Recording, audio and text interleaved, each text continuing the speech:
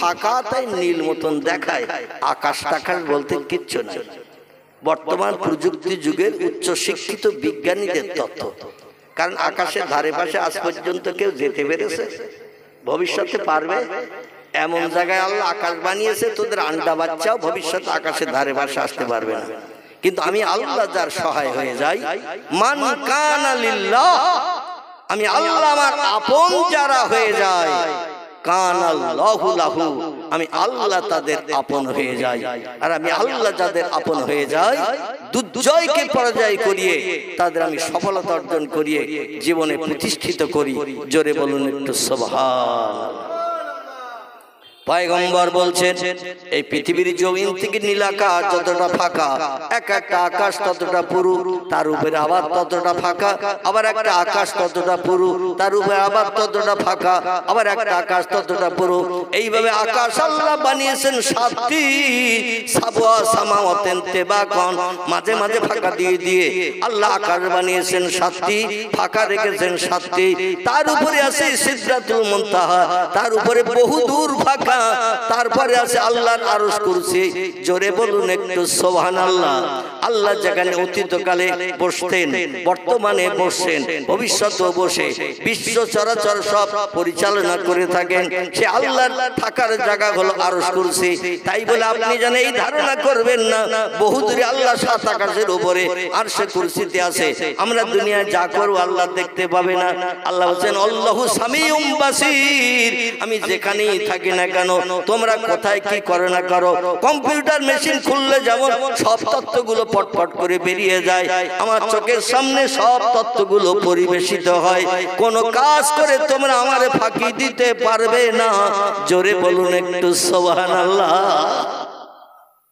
মনে করো না সলিমুদ্দিন চাচার 1.5 বিঘে পুকুর, বড় পুকুর, 2-3 বছর শুধু মাছ ফেলে তো মাছ ধরে না।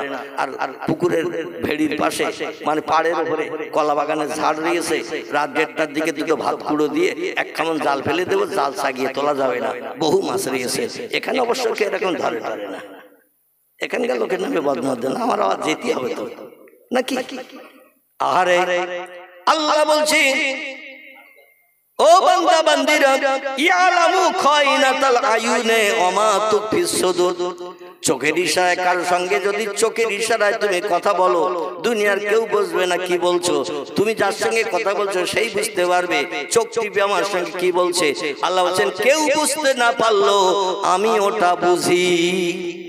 ওমা তুখফিস সুদূর, অন্তরে মনে মনে যে চিন্তা ভাবনা করো, মনের ভিতরে গোপনে চিন্তা ভাবনা করছো, এক জায়গায় বসে বসে রাতের বেলা কার ডোবের মুরগি ধরবো, কার হাঁস চুরি করবো, কার পুকুরের মাছ ধরবো, কোন বিধবার দরজার কড়া রাত 2টোর দিকে নাড়া দেবো, স্বামী মারা গেছে, বাচ্চা নিয়ে বসবাস করে, টাকার বিনিময়ে জীবন যৌবনে কোদানে বৃদ্ধি করে আসবো। শীতকালের রাত, কেউ রাতের বেলা উঠবে না, জীবন যৌবনের ক্ষুধা মিটিয়ে আসবো। আল্লাহ বলছেন মনে মনে দিনের বেলা চিন্তা করছো অন্তরে অন্তরে, ও খবরটাও আমি আল্লাহ রাখি। তাহলে আল্লাহরে ফাঁকি দেওয়ার কিছু করা যাবে? কথা বলেন, আল্লাহরে ফাঁকি দেওয়ার কিছু করা যাবে না। এটা জানা সত্ত্বেও আমরা করি।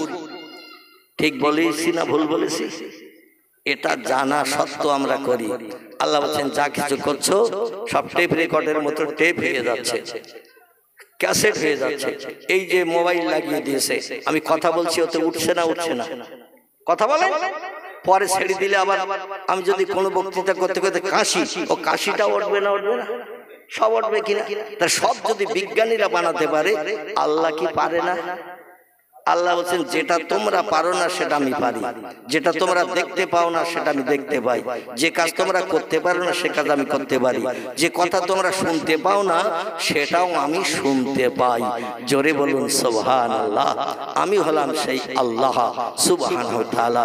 আমার ভাইরা, এই জন্য পয়গম্বর মুহাম্মদ রাসূলুল্লাহ বলছেন তোমরা দিনের বেলা মেরাজের রজনীর আগের দিন মানে সোমবারের দিন দিনের বেলা নফল রোজা রাখবে যাতে চরিত্রটা ভালো থাকে। রোজা রেখে মাগরিবের সময় ইফতার করে রাতের বেলা কিছু খাওয়া দাওয়া করে একটু বিশ্রাম নিয়ে এশার নামাজ আদায় করার পরে রাত্র দ্বিপ্রহরের পর থেকে নিয়ে মানে রাত 12টার পর থেকে নিয়ে ফজরের আজান ধ্বনির আগ সময় পর্যন্ত এই সময়টার নাম হলো তাহাজ্জুদ। কি নাম বললাম? এই সময়টার নাম হলো তাহাজ্জুদ। এছাড়া আরো কিছু নফল নামাজ আছে আল্লাহকে আপন বানানোর জন্য।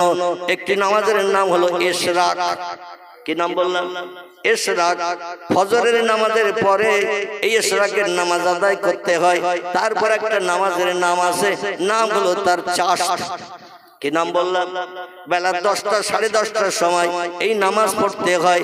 তারপর একটা নামাজের নাম আছে, এই নামাজের নাম হলো আওয়াবিন। কি নাম বললাম? মাগরিবের নামাজের পরে এই আওয়াবিনের নামাজ পড়তে হয়। আল্লাহর নবী বলছেন, যদি কোনো ব্যক্তি মাগরিবের নামাজের পরে নফল নামাজ 2 রাকাত, ফরজ নামাজ 3 রাকাত, সুন্নত নামাজ 2 রাকাত, এই নামাজগুলো শেষ হওয়ার পরে যারা আওয়াবিনের নামাজ 6 রাকাত পাঠ করবে, সাগরের ঢেউয়ের ফেনার মতো তার নাম আমলের থলিতে আল্লাহ সব লিপিবদ্ধ করবেন। ওই বান্দা কোনোদিন জাহান্নামের আগুনে দগ্ধ হবে না। এই নামাজটির নাম হলো আওয়াবিন। পয়গম্বর মুহাম্মদ সাল্লাল্লাহু জানিয়ে দিয়েছেন, আয়াতুল কুরসির সূরাটা পাঠ করে এবং সূরা ইখলাস পাঠ করে 2 রাকাত করে নামাজের নিয়ত করবে। ডাইনে বামে সালাম ফিরিয়ে ওই 2 রাকাত নামাজ শেষ করবে। আবার নিয়ত করবে 2 রাকাত নামাজের নফল নিয়ত, তাহাজ্জুদের নামাজ নিয়ত করে আয়াতুল কুরসির সূরা পড়বেন।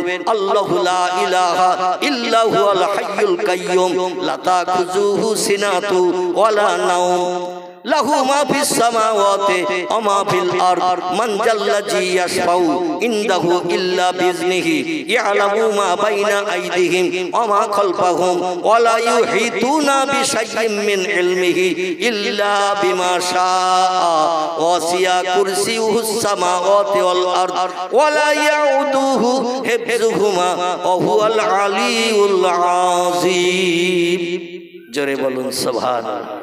টোটাল কোরআনের ভিতরে উত্তম আয়াত হলো আয়াতুল কুরসি। আয়াতুল কুরসির মতো দামি আয়াত আর কোরআন শরীফের ভিতরে টোটাল নাই।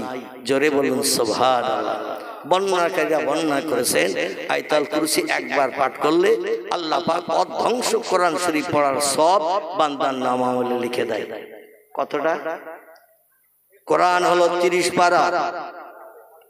কোরআন হলো 30 পারা, 114টি সূরা, 6666টি সেন্টেন্স বাক্য আয়াত, 3,44,740টি হরফ বর্ণমালা অক্ষর দিয়ে আল্লাহ কোরআনকে খুব কমপ্লিট করে আমাদের ঘরে পৌঁছে দিয়েছেন।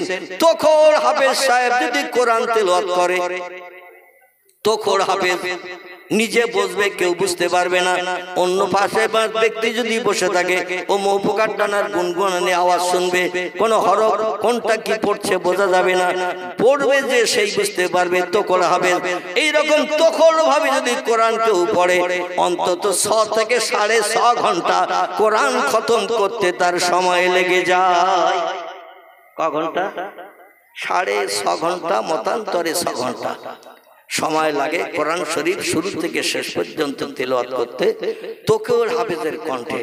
কিন্তু আপনি আয়াতুল কুরসি যদি একবার পড়েন, কোরআন শরীফের অধ্বংস পড়ার সওয়াব আপনার নামামলে লিখে দেবে।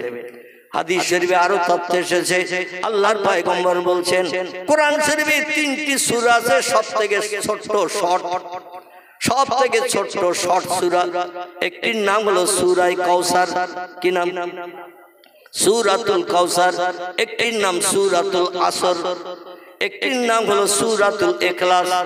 এই 3টি সূরার মতো ছোট শর্ট, অল্প কথা বলে সূরা শেষ, এমন কোন ছোট সূরা কোরআনে নাই। এই 3টি শর্ট সূরার ভিতরে একটা সূরার মর্যাদা আল্লাহ এত বেশি বেশি দান করেছেন, সূরাটির নাম হলো সূরাতুল ইখলাস। কুল হু আল্লাহু আহাদ আল্লাহুস সামাদ লাম ইয়ালিদ ওয়া লাম ইউলাদ ওয়া লাম ইয়াকুল লাহু কুফুয়ান আহাদ। জোরে বলুন আল্লাহু আকবার। নবী বলেন, পবিত্রতা অবলম্বন করে বিসমিল্লাহ সহ সূরা ইখলাস কোন ব্যক্তি পরস্পর 3 বার যদি পাঠ করে, 1 খতম কোরআন তেলাওয়াতের সওয়াব আল্লাহ তার নামামলে থলিতে লিপিবদ্ধ করে দেন। জোরে বলা যাবে না একটু সুবহানাল্লাহ? কবার পড়লে? 3 বার পড়লে সূরা ইখলাস। আমার ভাইরা চারটের মতো আয়াত আছে, কুল হুয়াল্লাহু আহাদ আল্লাহুস সামাদ লাম ইয়ালিদ ওয়া লাম ইউলাদ ওয়া লাম ইয়াকুল লাহু কুফুয়ান আহাদ। এই চারটি আয়াত আছে, সেন্টেন্স। এই চারটি সেন্টেন্স পড়লে টোটাল পুরো কোরআন শরীফ কষ্ট করে পড়লে যে সওয়াব, অল্প সময়ের ভিতরে সেই সওয়াব। জোরে বলুন সুবহানাল্লাহ। আমরা জীবনে পড়িও তো না, আর একটু পড়ার চিন্তা ভাবনাও করি না। ভাইরা আমার, পয়গম্বর মুহাম্মদ সাল্লাল্লাহু বলছেন, ও দুনিয়ার মানুষ, আমি 13 বছর অত্যাচার, নির্যাতন, উৎপীড়ন মক্কার জনগণের কাছে সহ্য করার পরে আল্লাহ পাক আমার মুখে হাসি ফোটানোর জন্য আমার সাহারা দেওয়ার মক্কা নগরীতে যখন কেউ ছিল না, আমার বিপদে পাশে দাঁড়ানোর মতো মক্কা নগরীতে যখন কেউ ছিল না, সবাই ছিল আমার শত্রু। দুইজন ব্যক্তি ছিল আমার পাশে দাঁড়ানোর মতো। একজন ব্যক্তির নাম আলী রাদিয়াল্লাহর বাবা, তার নাম ছিল আবু তালেব। কি নাম? আলী রাদিয়াল্লাহর বাবা, তার নাম ছিল আবু তালেব। যদিও সে কলেমা পড়েনি, ইসলাম গ্রহণ করেনি, 8 বছর 6 মাস বয়স থেকে নিয়ে পয়গম্বর মুহাম্মদ রাসূলুল্লাহকে লালন পালন করেছিলেন, এক অন্নভুক্ত রেখেছিলেন 50 বছর বয়স পর্যন্ত নবীজির। জোরে বলুন একটু সুবহানাল্লাহ। এক ইউনিট ভক্ত রেখেছিলেন। এই আবু তালেবের ছেলে ছিল 3টি। কটি? আবু তালেবের ছেলে ছিল 3টি। কারো নাম আলী, কারো নাম আকিল, কারো নাম জাফর ইবনে আবি তালেব। জাফর আলী রাদিয়াল্লাহু ছিলেন ভাইদের ভিতরে বড়। 2 নম্বরে ছিল জাফর, 3 নম্বরে ছিল আকিল। এই 3টে ছেলে ছিল। নিজের 3টে ছেলেরে যতটা ভালো না বাসত, তার থেকে হাজার হাজার গুণে ভাইপো মুহাম্মদ রাসূলুল্লাহকে আবু তালেব বেশি ভালোবাসত। শত্রুরা যখন ঝাঁপিয়ে পড়তো পয়গম্বরের উপরে, আবু তালেব সামনে যে দাঁড়িয়ে বলতো, ভাইপোকে পিছনে আড়াল করে দিত, আগে আমার জীবন নাশ কর, আমার দেহে এক ফোঁটা রক্ত থাকতে, বডির ভিতরে প্রাণ থাকতে আমার ভাইপোর গায়ের স্পর্শ করতে দেব না, একটা পশমের ক্ষতি করতে দেব না। জোরে বলুন একটু সুবহানাল্লাহ, নারায়ে তাকবীর। যদিও কলেমা পড়েনি, ইসলাম আনেনি, মুসলমান হয়নি, পয়গম্বরকে ভালোবাসতেন। তার কারণ পয়গম্বর ছিল পৃথিবীতে দেখতে বিশ্ব সুন্দর। কি সুন্দর? বিশ্ব সুন্দর। পৃথিবীতে 2জন ব্যক্তিকে আল্লাহ পাক পরস্পর বিশ্ব সুন্দর করেছেন। কিয়ামত অবধি এই 2জন ব্যক্তির রূপ চেহারার সঙ্গে কিয়ামত অবধি কোন ব্যক্তি আর মায়ের উদর থেকে জন্মগ্রহণ করবে না, বিশ্ব সুন্দর হতে পারবে না। যদিও পৃথিবীতে আমার ভাই বিশ্ব সুন্দরী যাচাই বাছাই হয়, চরিত্র নষ্ট হয়ে গেছে, আচার ব্যবহার খারাপ, রূপ চেহারা একটু ভালো দেখতে হলে, কথাবার্তা ভালো বলতে পারলে তার বিশ্ব সুন্দরী খেতাব দেয়া হয়, কিন্তু চরিত্র একেবারে তলানিতে তলিয়ে গেছে, ওগুলোর পরীক্ষা নিরীক্ষা খুব বেশি হয় না। যাই হোক, 2জন পুরুষকে আল্লাহ বিশ্ব সুন্দর বানিয়েছিলেন। একজন বিশ্ব সুন্দরের নাম ইয়াকুব নবীর বেটা, নাম ছিল তার হযরতে ইউসুফ। কি নাম? ইয়াকুব নবীর বেটা, তার নাম ছিল ইউসুফ। আল্লাহ তাকে বিশ্ব সুন্দর করেছিলেন। আরেকজনকে পরবর্তীতে আল্লাহ বিশ্ব সুন্দর করেছিলেন। কিয়ামত অবধি আর কেউ বিশ্ব সুন্দর হবে না। তিনি হলেন মক্কার জ্যোতি, মদিনার বাতি, আব্দুল্লাহর বেটা, মামিনার উদরের নয়নের মণি, যার মধুর নাম আল্লাহ কোরআনে কোট করেছেন, ওমা মুহাম্মাদুন ইল্লা রাসূলুন ক্বাদ খালাত মিন ক্বাবলিহির রাসূল। জোরে বলুন একটা আল্লাহু আকবার।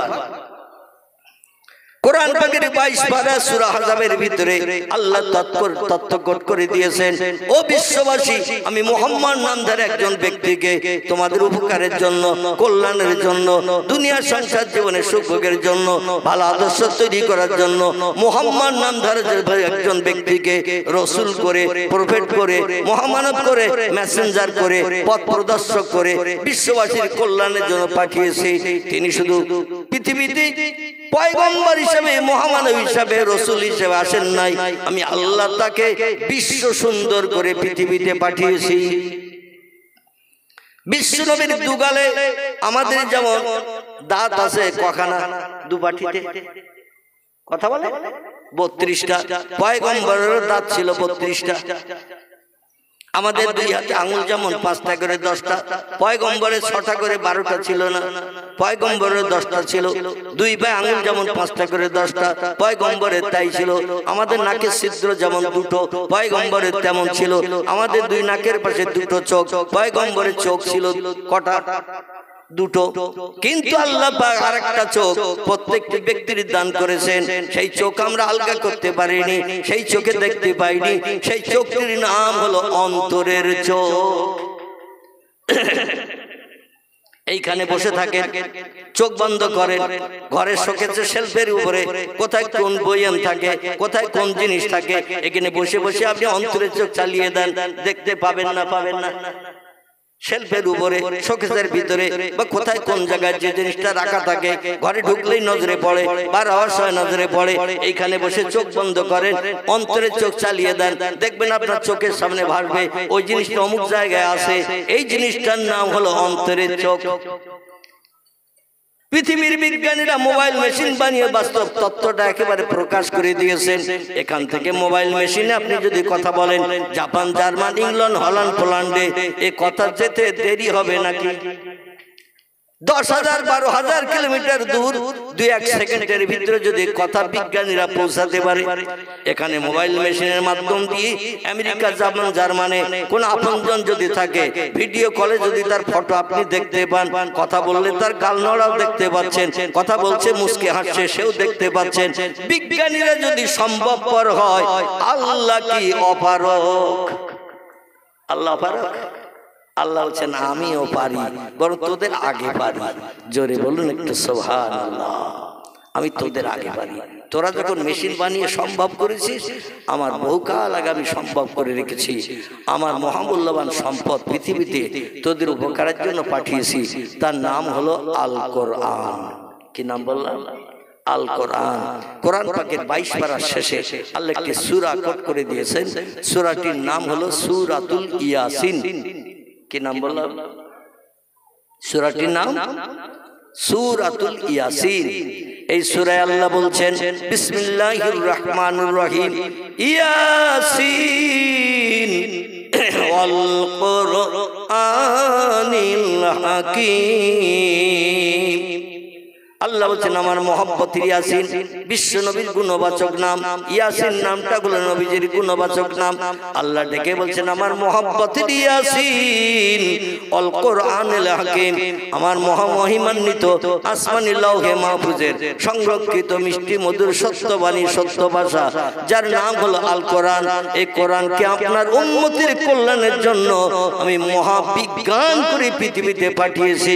আপনার উম্মত যত রিসার্চ করবে, যত গবেষণা করবে, নিত্য নতুন যন্ত্রপাতি বানানোর তত্ত্ব আমার কোরআন থেকে ঘেটে ঘেটে বার করবে।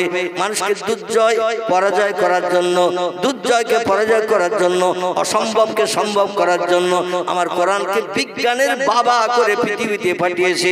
যারা কোরআনকে যত বিশ্বাস করবে, তত তত্ত্ব পাবে।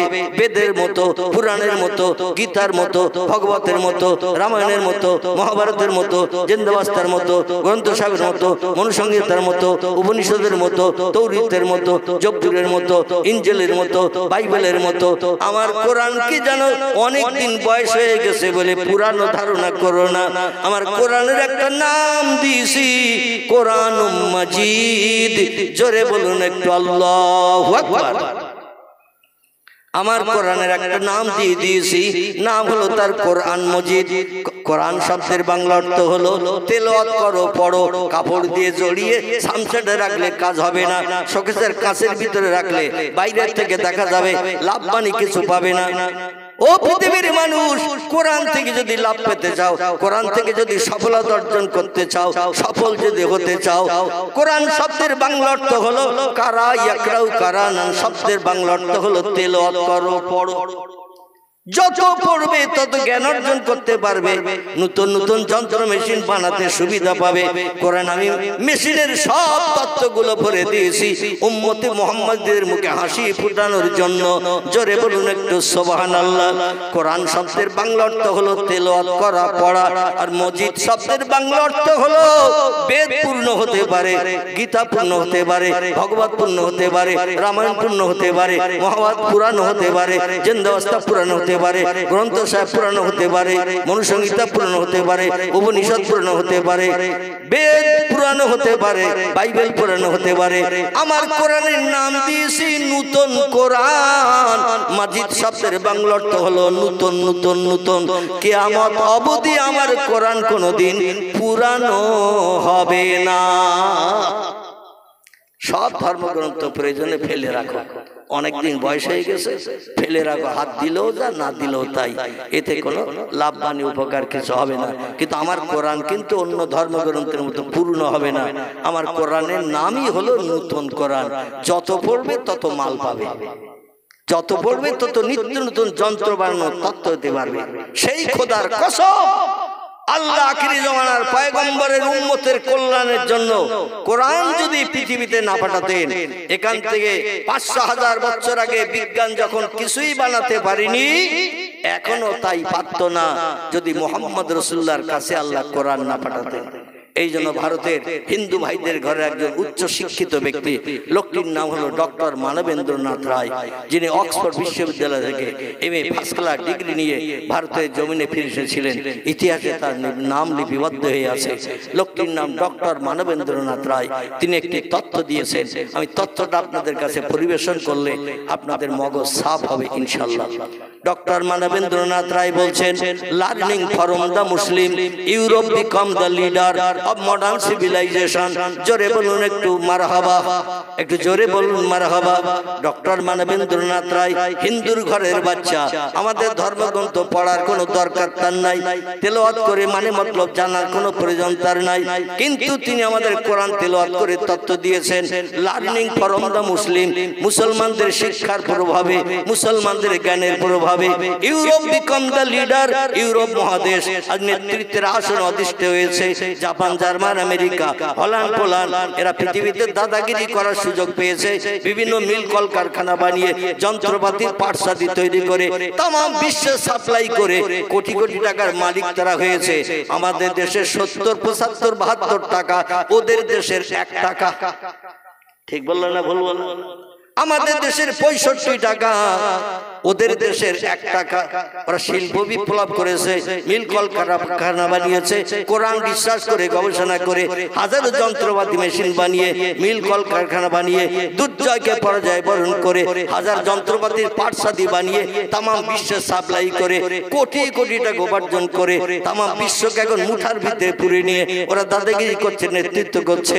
অব মডার্ন সিভিলাইজেশন, আধুনিক সভ্যতার যুগে, আধুনিক জ্ঞানের যুগে কোরআনের জ্ঞান যদি ইউরোপ মহাদেশে সৌদি আরব থেকে না আসতো, তাহলে ওরা কোনোদিন উন্নতির চরম শিখরে পৌঁছাতে পারতো না, মিল কলকারখানা বানাতে পারতো না, পাটসাদি তৈরি করতে পারতো না, গাড়ি বাড়ি বানাতে পারতো না, কোটি কোটি টাকা উপার্জন করতে পারতো না। এই কোটি কোটি টাকা উপার্জনের মূলে হলো আল্লাহর পাক কালাম কোরআন।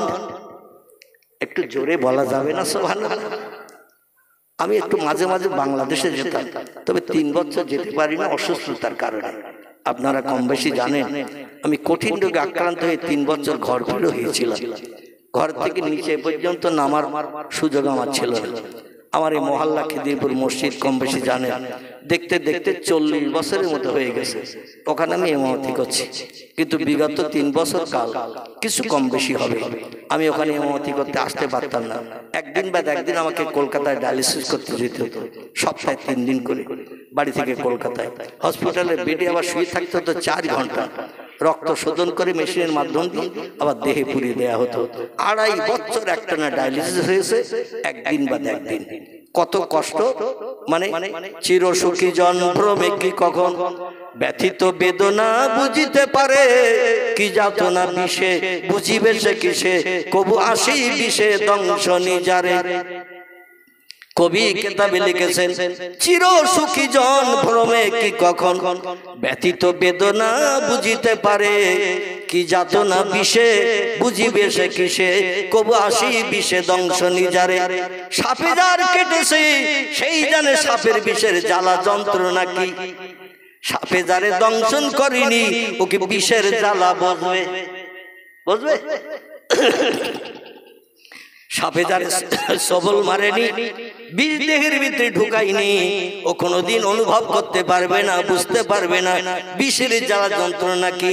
ডায়ালিসিস করাটা যে কত কষ্ট, যে লোকটির কিডনির ডিফেক্ট হয়ে গেছে, যাদের ডায়ালিসিস চলছে তাদের কাছে জিজ্ঞাসা করবেন, সঠিক তথ্যটা তার কাছ থেকে পেতে পারবেন।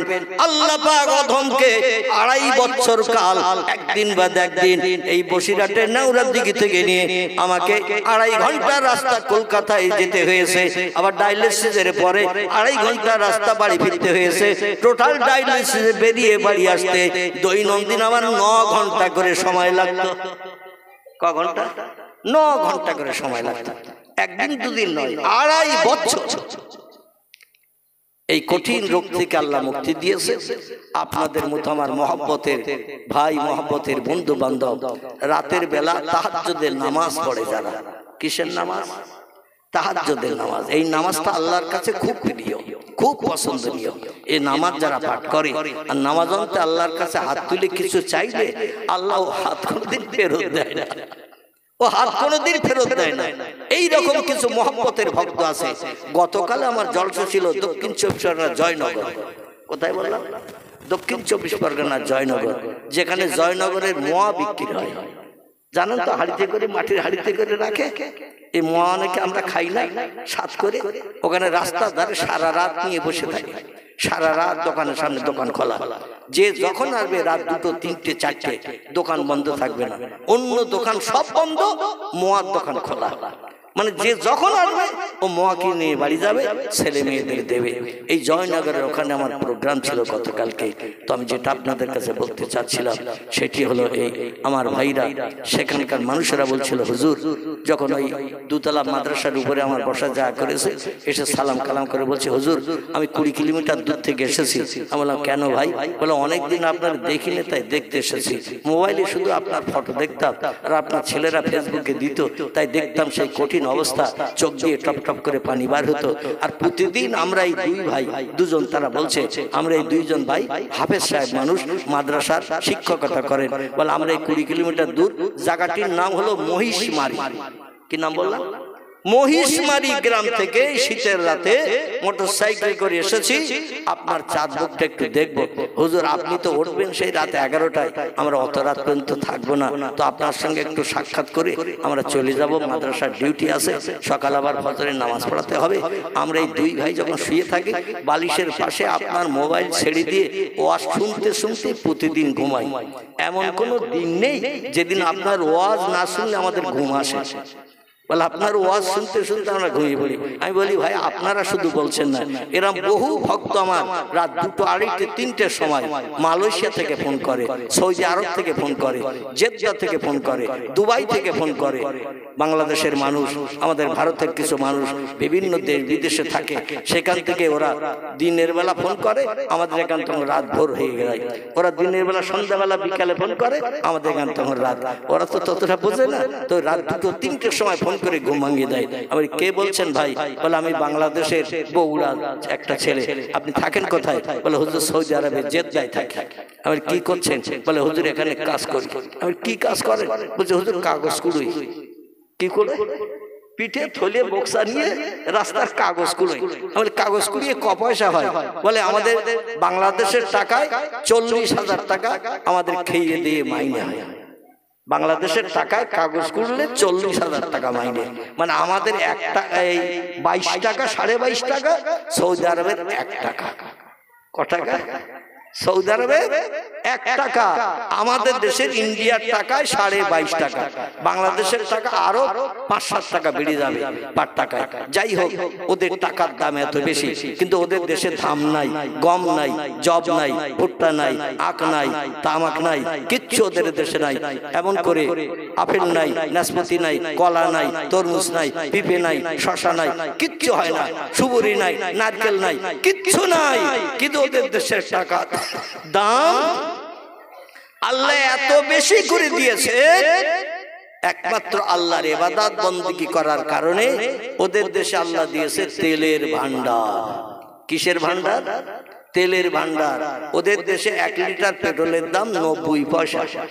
কথা বললাম, 1 লিটার পেট্রোলের দাম 90 পয়সা, আমাদের দেশে 1 লিটার পেট্রোলের দাম 105 টাকা 59 পয়সা মনে হয়। ঠিক না ভুল? একটু কথা বলেন। ঠিক কোথায় 105 টাকা 59 পয়সা, ওদের দেশে 90 পয়সা। আল্লাহ পাকের ইবাদত বندگی করার কারণে পাহাড়ি এলাকার দেশ, পাহাড় আর পাহাড়, মাঝে মাঝে মরুভূমিতে শুধু পাবলা গাছ দেখা যায়, তাও গাছের ডগায় পাতা নাই। গলা লম্বা উটগুলো একটু পাতার কুড়ি বার হওয়ার আগে চিবিয়ে চিবিয়ে ডাল সমেত খেয়ে নিয়ে নেয়। আর অনেক অনেক গভীর এমন করে নালা রয়েছে, সেখানে কিছু খেজুর গাছের চারা রয়েছে। এছাড়া সৌদি আরবে কিছুই পাওয়া যায় না। আল্লাহ বলছেন আমার নবীর মাতৃভূমির দেশ, নবীর মৃত্যুভূমির দেশ, নবীর ইজ্জতের ওসিলা করে ওই দেশকে এত উর্বর আমি করেছি, এত সমৃদ্ধ আমি করেছি। ও দুনিয়ার মানুষ, নবীর ইজ্জতের খাতিরে আমি 3টি নেয়ামত সৌদির দেশে দান করেছি। কটি কটি 3টি নেয়ামত সৌদির দেশে দান করেছি। একটি নেয়ামতের নাম হলো তেলের ভান্ডার, একটি নেয়ামতের নাম হলো সোনার খনি, একটি নেয়ামতের নাম হলো জমজম কূপের পানি। জোরে বলুন সুবহানাল্লাহ। ছোট্ট একটা পানির কুয়া, শোধন পানি, ফিল্টার করার দরকার নাই। এই পানি শোধন পানি। আল্লাহ পাক এই পানিতে কত নেয়ামত দান করেছেন।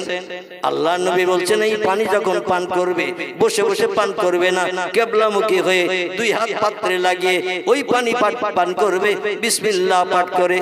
আল্লাহুম্মা ইন্নী আসআলুকা ঈমানান কামিলাও ওয়া ইলমান নাফিআন ওয়া রিজকান ওয়াসিআন ওয়া হালালান তাইয়্যিবান মিন কুল্লি দাই।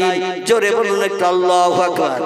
এই পানি যখন পান করবে, এই দোয়াটা তোমরা একটু পাঠ করবে। আল্লাহ ইলমে তারাক্কি দান করো, রিজকে বরকত দান করো, রোগ থেকে পানির মাধ্যম দিয়ে মুক্তি দাও, কোনো ওষুধ যেন আমার খেতে না হয়। আল্লাহ সংসারে রিজকে বরকত দাও, কারো কাছে যেন হাত পাততে না হয়। এই জমজমের পানি যারা আল্লাহর উপরে ভরসা করে পান করে, তাদের কোনো ডাক্তারের কাছে যাওয়ার দরকার হয় না। আল্লাহ তাদের দেশে দিয়েছেন সোনার ভান্ডার। একটা 1 টাকার কয়েন 10 গ্রাম যদি ওজন হয়, ওদের দেশে ওই 1 টাকার কয়েনের মতো সোনার দাম বর্তমান আমাদের দেশের 95,000 টাকা। ঠিক না ভুল?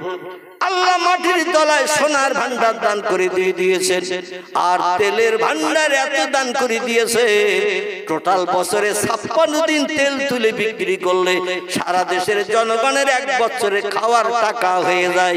বাকি 365 দিনের 56 দিন তেল তুলে বিক্রি করলে সারা বছরের দেশের জনগণের টোটাল টাকা হয়ে যায়।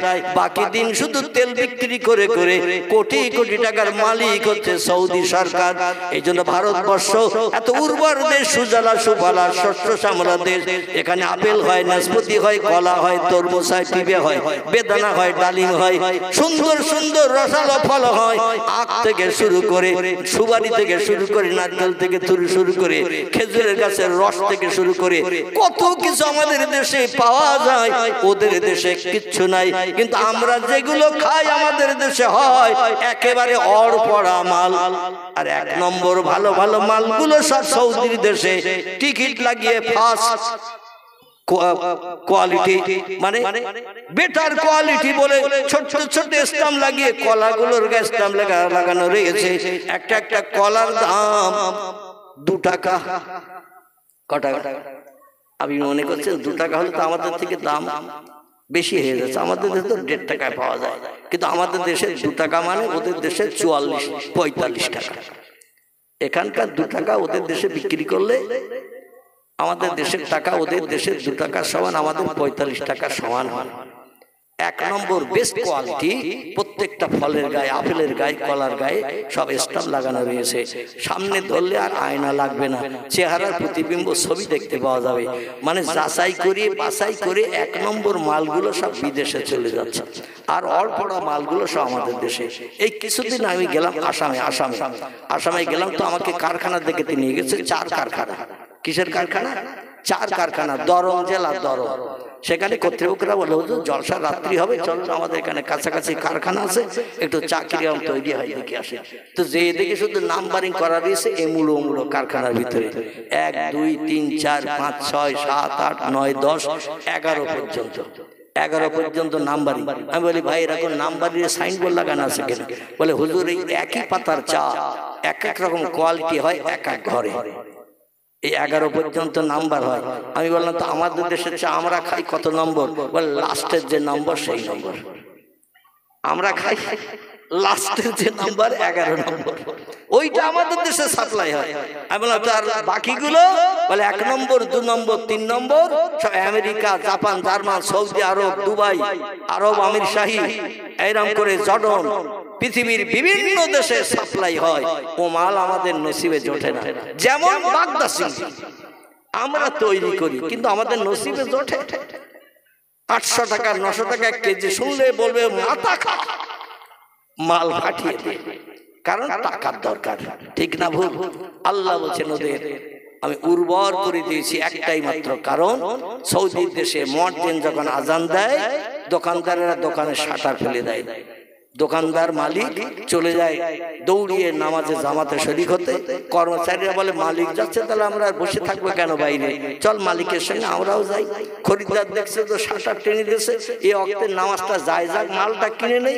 ওরা বলে মাল এখন বিক্রি হবে না, নামাজ আগে মাল বিক্রি পরে। জোরে বলুন সুবহানাল্লাহ। সেই খোদার কসম এমন কিছু কিছু বড় বড় দামি দামি দোকান আছে, দোকানে একটাও কর্মচারী নাই, মালিকও নাই। একটা টুলের উপরে ক্যাশ বাক্স বসানো আছে, মাঝখানটা ছিদ্র করা আছে, আর সাইনবোর্ড লাগানো আছে এই মালের এই দাম, এই মালের এই দাম। খরিদ্দার যাচ্ছে দোকানে মাল কিনতে, সাইনবোর্ডের দাম দেখে ওই ক্যাশ বাক্সে নিজে নিজে টাকা দিয়ে মাল নিয়ে চলে আসতেছে। আচ্ছা আমাদের দেশে যদি এইরকম দোকান থাকতো আর কর্মচারী আর মালিক না থাকতো, 3 দিনের ভিতরে দোকানের মাল সব আউট অফ মার্কেট হতো না? হতো না? মাল সব বিক্রি হয়ে যেত, মাল সব বিক্রি হয়ে যেত, কারণ দাম লেখা আছে সাইনবোর্ডে মালের নামের পাশে, আর দামও লেখা আছে। তো দাম আর মাল থেকে মাল সব বিক্রি হয়ে যেত, কিন্তু বাক্সের তালা খুলে যে ডালা উল্টাতো দেখতো এমটি বাক্স, একটাও টাকা নেই। সুযোগের সদ্ব্যবহার এ ভারতের মানুষ করে না, করে না। সামান্য বাসে উঠিয়ে 2 জন কন্ট্রাক্টর 1 জন করে হেল্পার 2 দরজায় থাকে না থাকে, দরজার মুখে পটির নিচে হেল্পার দেখবেন একটা ডান্ডা ধরে আর একটা ধরে ঝুলিয়ে কাঠিয়ে, মানে ও ইশারা দেয় যে সামনে বিপদ আছে, অমুক আছে তমুক আছে, যানজট আছে, হ্যান আছে স্যান আছে। ও আবার কোনো যাত্রী টিকিট কেটেছে কিনা মাঝে মাঝে নামার সময় চেক করে, টিকিট দেখি, যখন টিকিট দেখাতে পারে না বলে পয়সা দাও। মাঝে মধ্যে সিটে বসে আছে যারা, এদের কন্ট্রাক্টর যে বলা হয় টিকিট,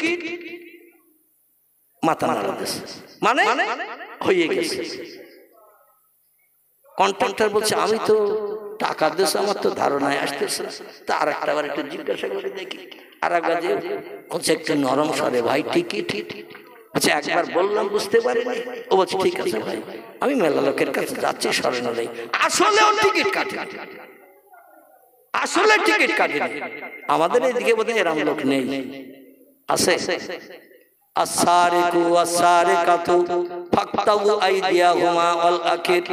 আল্লাহ কোরআনে বিধান দিয়েছেন চোর দেশে একটাও থাকবে না। যদি কোনো ব্যক্তি কারো মালে না বলে হাত দেয় ও চোর হিসাবে বিবেচিত হবে। আর চোরের শাস্তি হলো 2 হাতের বাহুর গোড়া থেকে একেবারে কাঁধের গোড়া থেকে 2টো হাত কেটে দাও। আর সারেকু আর সারেকাতু, নারী হোক বা পুরুষ হোক 2 জনের 2টো হাত কেটে দিয়ে দাও। জীবনে কোনোদিন কারো মালে যেন হাত দিতে না পারে। চোরের শাস্তি হলো হাত কাটো। ও যদি কোনো কাজকর্ম করতে না পারে, বসে বসে যদি খায়, সরকার তাদের একটা জায়গা বানিয়ে সেখানেই বসিয়ে খাওয়াবে। তবে ঘরের দরজা গরমকালে আর লাগাতে হবে না, দরজা খুলে দক্ষিণে হাওয়া খেয়ে বিশ্রামে ঘুমাও, কারণ চোর আর দেশে থাকবে না। হাত কাটার নিয়ম যদি থাকতো এদেশে কেউ আর চুরি করত? কথা বলে আজ্জানিয়াতু আজ্জানি ফাজলদু কুল্লু ওয়াহিদুম মিনহুমা মিআতা জালদা। আল্লাহ বলেন অবিবাহিত নারী পুরুষ যদি জেনা ব্যভিচার করে, জীবনের গুপ্তাঙ্গের এমন করে আয়েশারাম অর্জন করে, বিশেষ করে পৃথিবীতে চরিত্র নষ্ট করে, অবিবাহিত নারী পুরুষ হলে তাদের কোমর সমান পর্যন্ত মতান্তরে 100 বেত্রাঘাত তাদের করো, 100 বেত্রাঘাত করো। অবিবাহিত নারী পুরুষ যদি ব্যভিচারে করে 100 বেত্রাঘাত করো, বাঁচুক বা মরুক আর দেখার দরকার নাই। আর বিবাহিত নারী পুরুষ যদি ব্যভিচারে লিপ্ত হয়, জীবন যৌবনে ক্ষুধা নিবৃত্তি করতে যায়, বউ থাকতে স্বামী থাকতে পরকীয়া হয়ে অন্য কারোর সঙ্গে যদি চরিত্র নষ্ট করতে যায়, ধরা পড়ে গেলে কোমর সমান মাটি খুঁড়ে গর্ত করে তারে পুঁতে ফেলো, বাকি কোমরের উপর থেকে বাকি পোর্শনটা মাটির উপরে যেটা থাকবে পাথর ছুঁড়ে ছুঁড়ে মেরে তার প্রাণ নাশ করো। ওই ব্যভিচারী বিবাহিত নারী পুরুষ দুনিয়ায় থাকার থেকে না থাকা ভালো। এইরকম ব্যভিচারী যদি পৃথিবীতে হয়, আল্লাহ রহমতের দরজা বন্ধ হয়ে যাবে, কোনদিন মানুষ স্বস্তি শান্তি পেতে পারবে না। পয়গম্বর মুহাম্মদ রাসূলুল্লাহ মেরাজের রজনীতে আল্লাহর সঙ্গে দিদার করে 25 মতান্তরে 27 বছরের লম্বা মেয়াদ গল্প গুজব করার পরে আল্লাহ বলেন, হাবিব আমার বাড়িতে এসেছো, আমার জন্য তোহফা এনেছো, সেটা হলো পবিত্রতা। আপনার পবিত্রতা তোহফা পেয়ে আমি আল্লাহ বড় খুশিতে বাগবাগ হয়ে গেলাম। আমি আপনার উম্মতের জন্য কিছু তোহফা দিতে চাই। রাসূল বলেন, মা হিয়া ইয়া রাব্বি, ও আল্লাহ কি আমার উম্মত জন্য আমার জন্য দান করবেন? আল্লাহ বলেন, শোনো, দুটো গিফট তোবা দেব।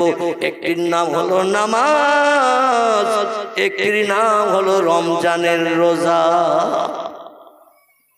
একটি হলো নামাজ, একটি হলো রমজানের রোজা। নবীজির জীবনে 53 বছর বয়স থেকে মেরাজ থেকে ফিরে আসার পর উম্মতের জন্য নামাজ ফরজ হয়েছে। ধারাবাহিকভাবে 5 ওয়াক্ত নামাজ পড়তে হবে, এই নিয়মটা তার পূর্বে ছিল না। তবে নামাজ আদায় করত, যখন তখন মনে হলে আল্লাহর উদ্দেশ্যে সিজদা করত, ধরাবাঁধা কোনো নিয়ম নীতি ছিল না। এই মেরাজ থেকে ফিরে আসার পরে নামাজ ফরজ হয়েছে এবং বছরে 1 মাস সিয়ামুন নাহার, দিনের বেলা না খেয়ে অনাহারা থাকার নিয়ম আল্লাহ পাক কোরআনে কোট করে দিয়েছেন। ইয়া আইয়ুহাল্লাযীনা আমানু কুতিবা আলাইকুমুস সিয়াম কামা কুতিবা আলাল্লাযীনা মিন ক্বাবলিকুম লাআল্লাকুম তাত্তাকুন। জোরে বলুন একটু আল্লাহু আকবার। আল্লাহ বলছে, উম্মতি মুহাম্মাদিরা, আমার জান্নাত যদি হালাল বানাতে চাও, জাহান্নাম যদি হারাম বানাতে চাও, আমার দেয়া দুটি তোহফা গিফট তোমাদের জন্য পুরস্কার স্বরূপ দান করলাম। এই দুটি যদি বাস্তব জীবনের মহব্বত করে ভালোবেসে জীবনের সঙ্গে প্রতিফলিত করতে পারো, ফালা আলাইকা, আর কোনো জিনিসের প্রয়োজন হবে না। মা ফাতাকা মিনহু, এই দুটি জিনিস তোমাদের জন্য যথেষ্ট হয়ে যাবে। আমার জান্নাত তোমাদের হালাল বানাতে কেউ বাধা দিতে পারবে না। একটির নাম হলো নামাজ, একটির নাম হলো রোজা। আমরা কি আল্লাহ দেয়া তোহফা বাস্তব জীবনে রূপদান করি?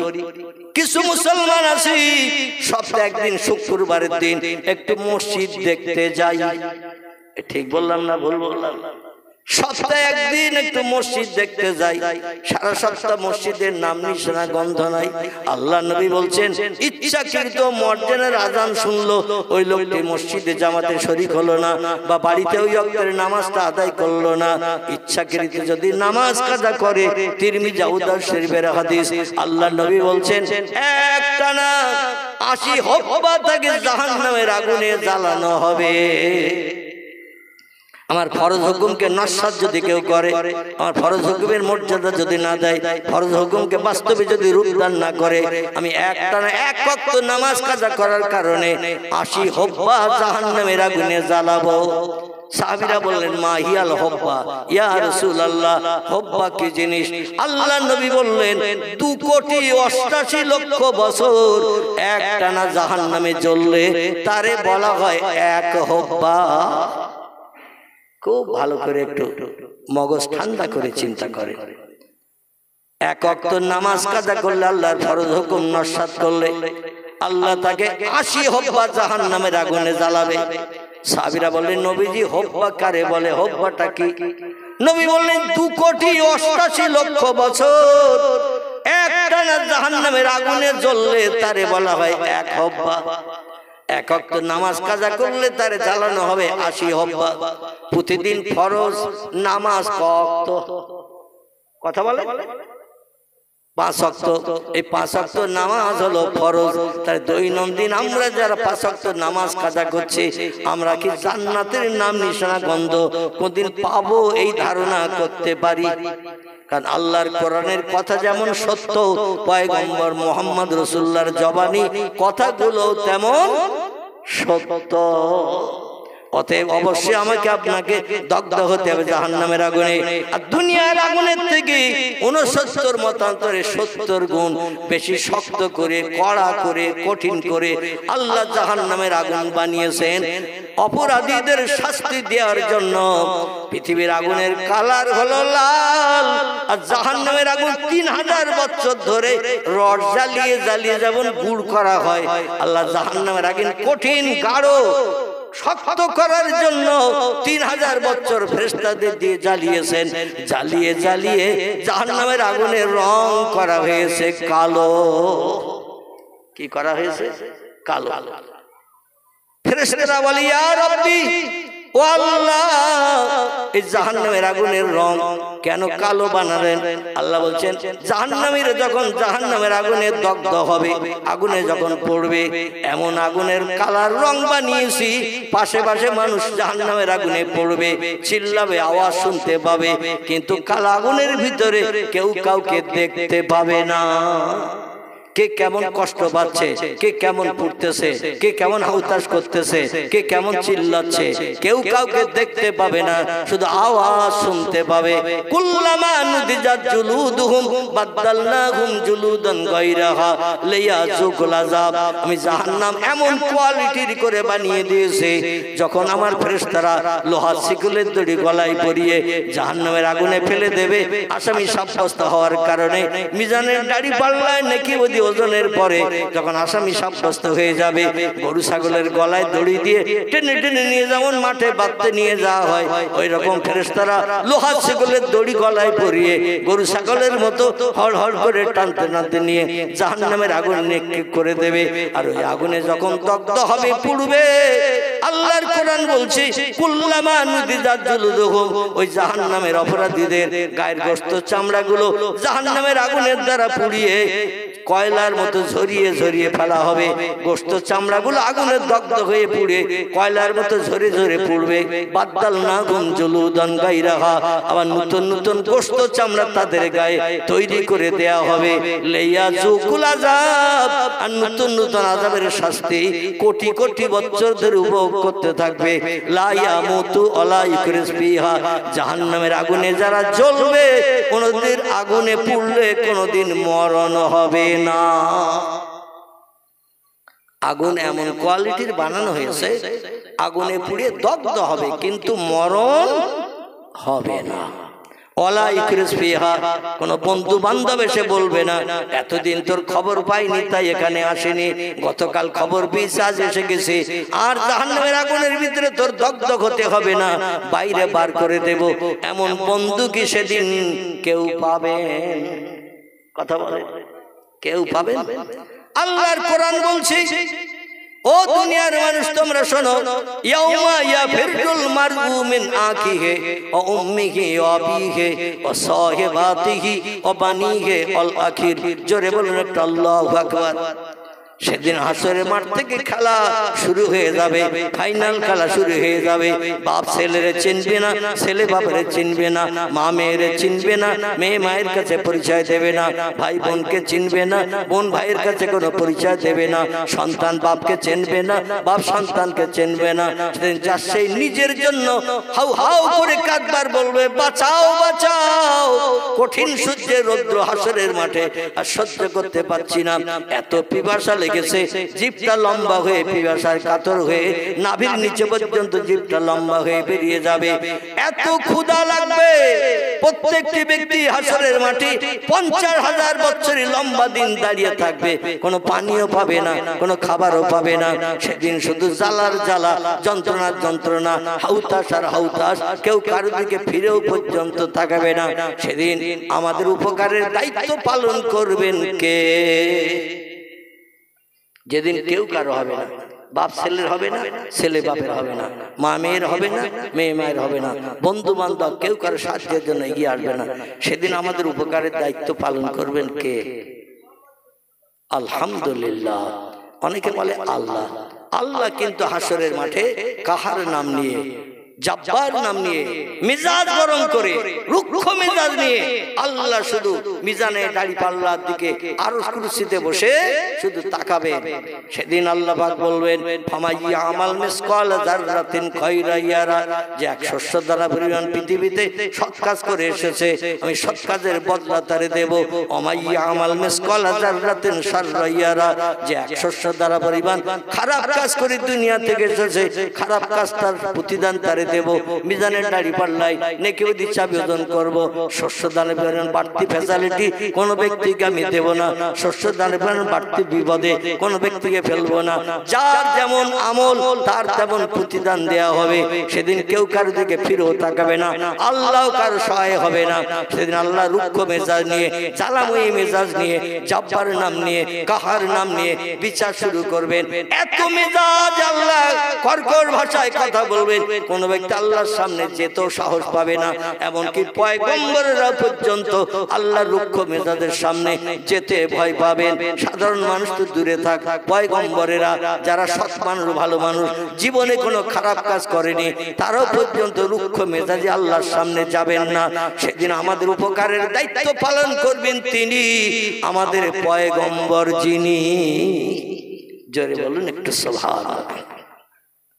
পয়গম্বর মুসলিম শরীফের হাদিসে বলছেন, ওয়াইখরাজু মিনান নারে মান ক্বালা লা ইলাহা ইল্লাল্লাহু ওয়া ফি কলবিহি উযনুন শাইরাতিন মিন খায়র। ওয়াইখরাজু মিনান নারে মান ক্বালা লা ইলাহা ইল্লাল্লাহু ওয়া ফি কলবিহি উযনুন বুররাতিন মিন খায়র। ওয়াইখরাজু মিনান নারে মান ক্বালা লা ইলাহা ইল্লাল্লাহু ওয়া ফি কলবিহি উযনুন জাররাতিন মিন খায়র। রাওয়াহু মুসলিম। ইমাম মুসলিম বিন হাজ্জাজ রাহমাতুল্লাহ আলাইহি নবীজির বাণী হাদিসটি নকল করেছেন পবিত্র মুসলিম শরীফের ভিতরে। নবী বলছেন, আল্লাহ পাক হাসরের মাঠে পৃথিবীর সব মানুষকে হাজির করাবেন বিচার করার জন্য, কে কেমন আমল করে এসেছো। এই দুনিয়ার মানুষ, আর দুনিয়া মাজরাতুল আখিরা, দুনিয়া হলো পরকালের শস্যক্ষেত্র। এখানে যেমন আমল করবে, যেমন বাজার করবে, পরকালে যে আল্লাহর দরবারে হাজির হয়ে তার প্রতিদান প্রতিফল পাবে। বাজার থেকে যদি ইলিশ মাছ কিনে আনেন, বাড়িতে মেয়েদের যদি বলেন গলদা চিংড়ির কোরমা দিতে পারবে। তালপুকুরের বাজার থেকে কিনে এনেছেন ইলিশ মাছ, স্ত্রীদের 1.5-2 ঘন্টা পরে বলছেন একটু গলদা চিংড়ির কোরমা দিয়ে ভাত দে। আমাদের মেয়েদের পক্ষে দেওয়া যেমন সম্ভব হবে না, হাসরের মাঠে আল্লাহ পাক অপরাধীদের সেদিন ছাড় দেবেন না।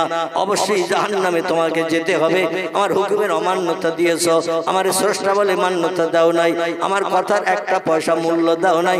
আজকের 9টা ধানের চাল কটা আগুনে পুড়ে পুড়ে একটু গুমতে থাকো। নবী বললেন, সব মানুষ হাজির হবে। আল্লাহ পাক বিচার শুরু করার আগে আমাকে প্রথম জান্নাত হালাল বানাবে, কিন্তু আমি মুহাম্মদ রাসূলুল্লাহ জান্নাতে ঢুকবো না। লা ইয়াদখুলুল জান্নাহ, আমি জান্নাতে ঢুকবো না, কারণ আমার গুনাহগার উম্মতরা জাহান্নামী হয়ে পুড়ে মরবে। আমি রাসূল ওটা পছন্দ করি না। ওয়াইখরাজু মিনান নার, জাহান্নামের আগুন থেকে ওই লোকটাকে টেনে বার করব। মান ক্বালা লা ইলাহা ইল্লাল্লাহু ওয়া ফি কলবিহি উযনুন জাররাতিন মিন খায়র। 100 দানা পরিমাণ সৎ কাজ, ভালো কাজ যে লোকটা করেছে, তাকেও জাহান্নামের আগুন থেকে বার করে জান্নাতে না ঢোকা পর্যন্ত আমি নবী জান্নাতে যাব না। জোরে বলুন সুবহানাল্লাহ। সেই নবীর উম্মত আল্লাহ আমাদের বানিয়েছেন, এই জন্য আমরা সেই নবীর সঙ্গে একটু গাঢ়তর প্রেম, মহব্বত, ভালোবাসা তৈরি করি। বিপদের দিন বন্ধু বন্ধুর পাশে অবশ্যই দাঁড়াবে। সকলে বলুন আমিন। তাই বলে মাথায় টুপি দেব না, মুখে দাড়ি রাখবো না, গায়ে হাঁটুর নিচে লম্বা জামা পরবো না, এ নবীর মহব্বত বলে না। নবীর মহব্বতে দরুদ শরীফ পড়বো না, নবীর ভালোবাসা একটু সুন্নত নামাজ আদায় করবো না, মসজিদ বুক হব না, জায়নামাজের পাটিতে দাঁড়াবো না, এ নবীর সঙ্গে মহব্বত হলো? এই জন্য অনুরোধ রাখবো আমার খালধারীর ভাইদের কাছে, অন্তত আপনারা, দুনিয়ায় আমরা চিরস্থায়ীকে বেঁচে থাকবো না, পৃথিবী থেকে আমাদের সকলকে চলে যেতে হবে। মরণ হলো চিরন্তন, এ কোনোদিন কেউ বশ করতে পারেনি, কিয়ামত পর্যন্ত পারবে না। চলে যখন যেতেই হবে, আল্লাহর দরবারে হাজির দিতে হবে। অন্তত হাজির হওয়ার আগে তালপুকুরের বাজার থেকে একটু ভালো বাজার করে বাড়ি আনলে আপনজন অতিথিদের যেমন ভালো খাওয়ানো যায়, আমরা একটু আল্লাহর ইবাদত বন্দি একটু ভালো ভালো করব, তাহলে হাসরের মাঠে বিচারন্তে আমরা জান্নাতে যে কোটি কোটি বছর সুখ ভোগের সুযোগ পাবো। একজন জান্নাতি পুরুষকে সেবা করার জন্য আল্লাহ পাক 70টা করে হুর গেলেমান বরাদ্দ করে দেবেন তোয়াজ করার জন্য। জোরে বলুন সুবহানাল্লাহ। ওমা আলাইনা ইল্লাল বালাগ। পরবর্তী বক্তা এসেছেন, তথ্যমূলক আলোচনা রাখবেন। বিশেষ করে লোকজন কম, কেউ যেন ওঠাউঠি করবেন না। যে কজন বসে আছেন বসে থাকেন, উঠবেন না যেন কেউ। ইবলিস শয়তান যার কারো প্ররোচনা ধোঁকা দিয়ে এই মজলিস পরিত্যাগ না করায় আমি দোয়া কামনা করি। আল্লাহ আবার